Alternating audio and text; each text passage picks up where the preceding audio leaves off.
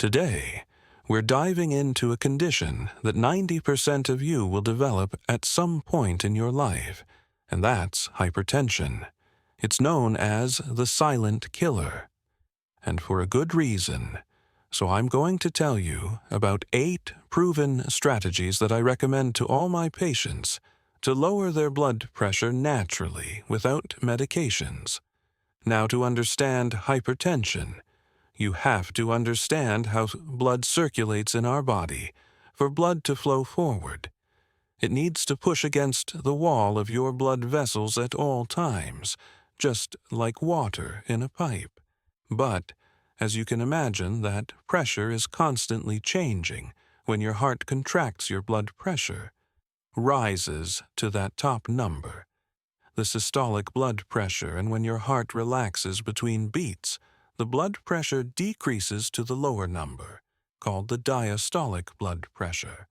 But no matter the cause, high blood pressure over time is extremely damaging to your blood vessels. In fact, up to 50% of heart attacks and strokes are caused by hypertension. So now, let's dive into the top 8 ways that you can naturally lower your blood pressure.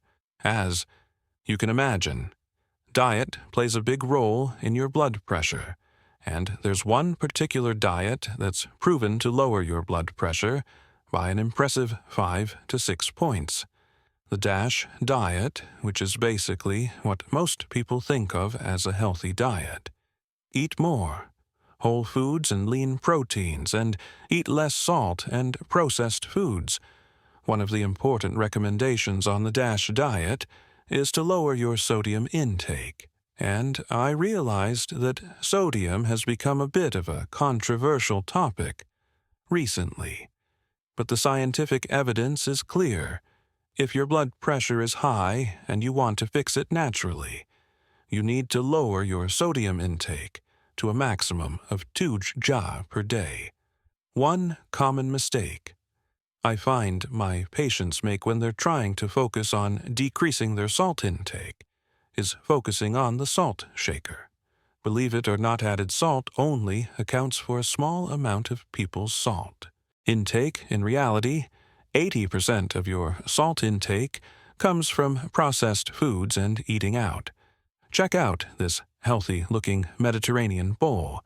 Honestly, probably something I would order from restaurant, and that one dish has more sodium in it than you're supposed to eat in the entire day.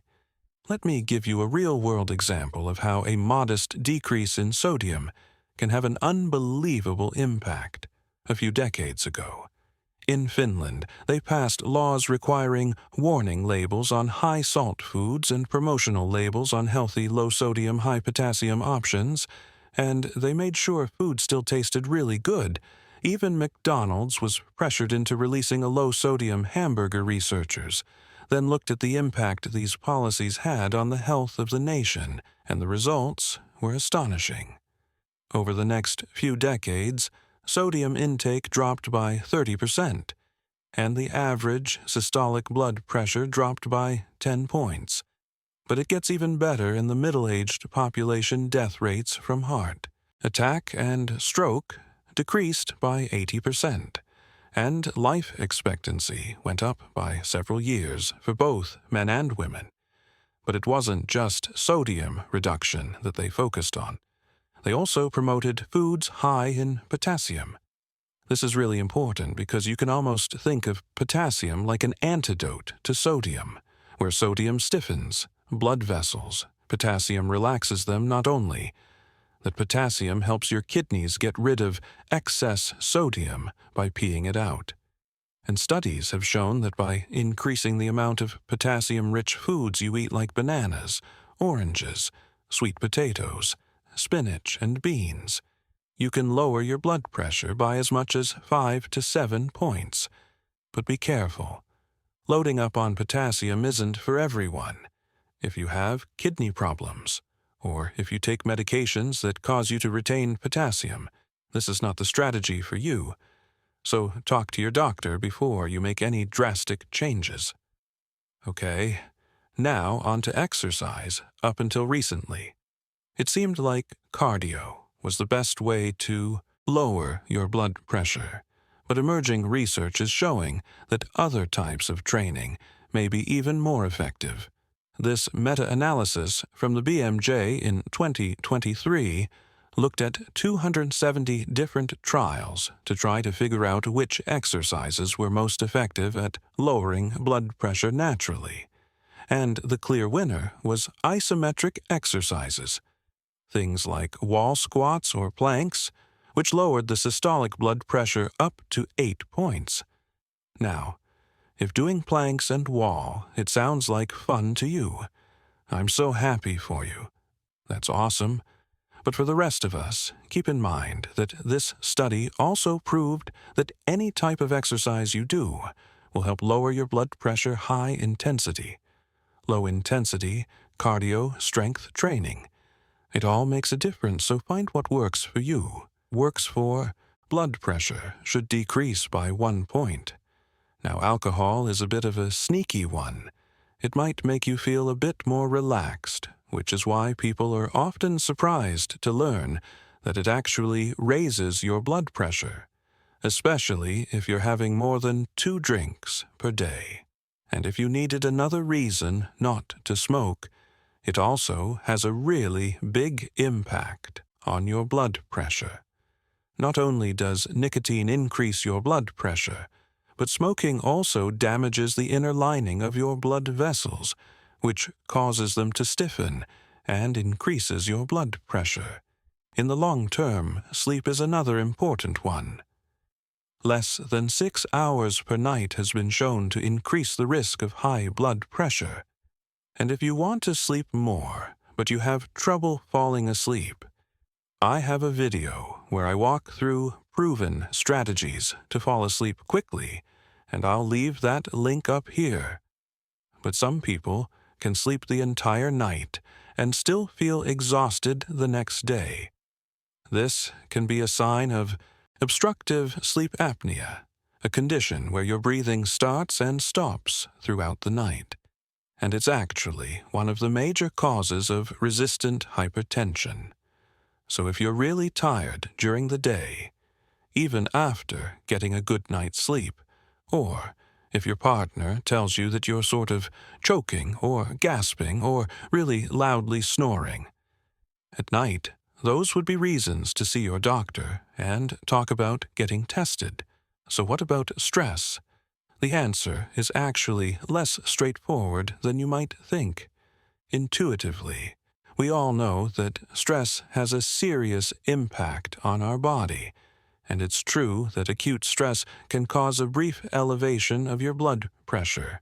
When it comes to chronic stress, the research isn't as clear, and it seems like the biggest issue is probably how we cope with that stress, whether it's eating more unhealthy food or drinking more, smoking more. All of that impacts our blood pressure. So taking a moment to be mindful and think about how you're going to manage stress in a healthy way is really important, okay? And I'm going to throw this one in just for fun. Studies have shown that pet owners, and particularly dog owners, tend to have lower blood pressure.